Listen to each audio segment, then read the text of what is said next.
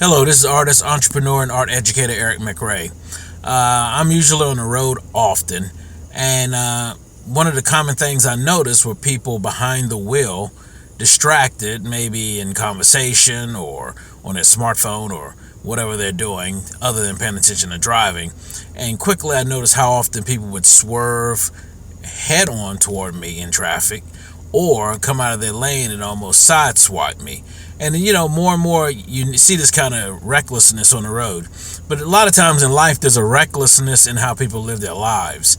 And what I've noticed more and more in our narcissistic society, so many of us now empowered to do what I'm doing right now is speak to you through social media. We only have our own personal television stations, and we can broadcast all kind of things about ourselves and our thoughts and our feelings. But sometimes that same kind of empowerment gives people the attitude that their actions and their attitudes and whatever they do is okay. That whatever they do, and if it's okay in their sight, it's perfectly acceptable. But what has often happened, and is happening more and more, that people feel it's acceptable to do whatever they want to do, and if it's okay in their sight, it's okay in the eyes of God, family, the nation, their neighbor, and whoever, and they feel they can do whatever they want. But here's the reality.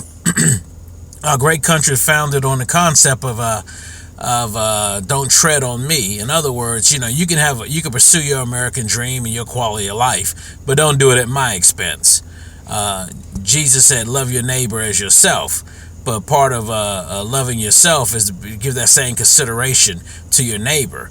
Who wants their neighbor's dog pooping in their lawn no more than they want the same thing to happen to them? So I had a friend of mine that said they had a neighbor that felt it perfectly comfortable to walk their dog into someone else's yard. The dog will relieve itself, and then when this person questioned the individual about their dog's behavior, the person was appalled that they would even consider saying anything. And so often in our society, we have people who will violate others, whether it's gun violence in Las Vegas or as simple as someone being inconsiderate in the grocery store or disrespectful in all kind of places. And unfortunately, that has now led to the attitude of you have to tell your fellow man to stay in their lane. Don't cross this line. And when those people cross the line, I think the shocking thing is that someone actually confronts them. And I say to you out there, don't be afraid to confront the person or individuals who are crossing those lines. Don't be a pushover. Don't be a softy.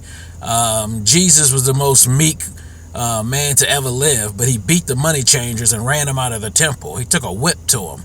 So meekness does not necessarily mean weakness. Once again, meekness is not weakness. Don't let your kindness be taken as weakness or vulnerability. And unfortunately, we live in a world where the exercise of strength is what only some people understand, where one nation has to nuke up or to have a greater military or more aircraft carriers than the other just to make someone behave themselves.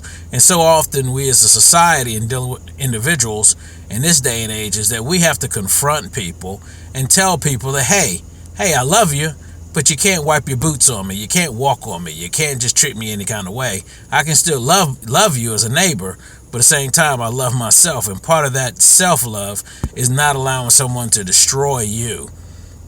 Don't mask it in humility or Christianity or being Christ-like.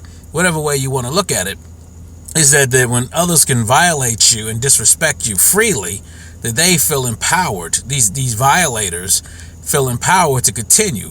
They don't have any kind of consideration for their fellow man. They're inside their own head. That's the scary thing about it. There's so much in their own head that they don't understand when they've stepped on someone else. And the ones who do understand it, they're even worse, because now they are abusers. And the only thing those kind of people understand is an equal reaction of force that they've sent out into the universe, negativity and evil or disrespect, and what they understand is sometimes an equal amount of force coming back at them. Now, I'm not saying I'm endorsing violence of any sort, but at a certain point you have to put your foot down.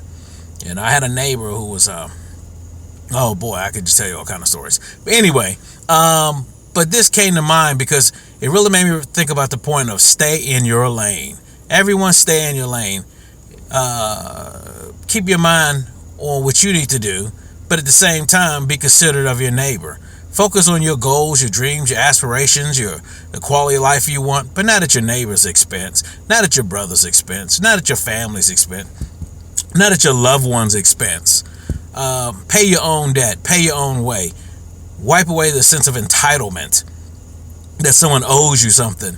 And in part of that attitude that someone owes you something, that then empowers people to believe they can step on other people, and other people are just purely stepping stones to their aspirations or their endeavors, and that's not acceptable. So when you find someone who wants to use you as a stepping stone, or use you as a doormat, or some kind of use you up as some kind of resource, and violates your person, draw a line in the sand and tell them no, enough's enough. And there's all kind of people around you, and I speak out there to the people viewing this video. You know who they are.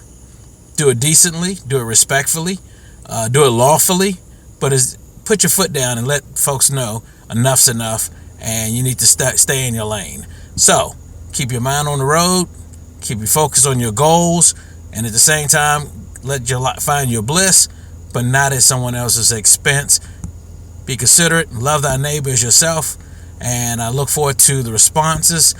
Follow me on Twitter, Instagram, and also Facebook. And YouTube. Don't forget YouTube. Share with your friends. Take care. This is Eric McRay. Bye.